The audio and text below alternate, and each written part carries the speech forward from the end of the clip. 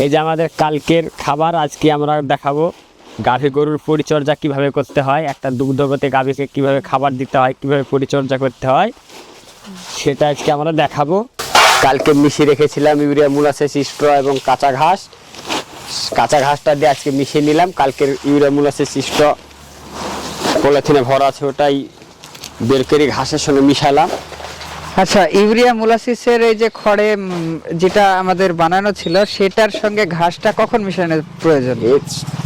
সকালবেলায় মিশালাম। কালকে কেটে নিয়ে এসে অর্ধেক মিশিয়ে গরুকে খাইয়ে দিয়েছিলাম, আর অর্ধেক ছিল, তার মানে আজকে সকালবেলায় মিশালাম। তার মানে আধা ঘন্টা পর যখন দেওয়ার জন্য প্রস্তুত, তখনই ঘাস মিশালেও সমস্যা নাই, তাই তো? ঘাসটা তখনই মিশাতে হবে, আগে মিশিয়ে দিলে ঘাসটা হাতে নষ্ট হয়ে যাবে।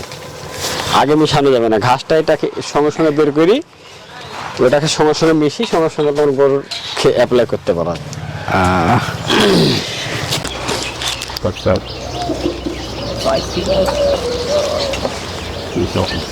এই যে আমার গরুর ঘর, আমি আমার গরুকে খাবার দিচ্ছি।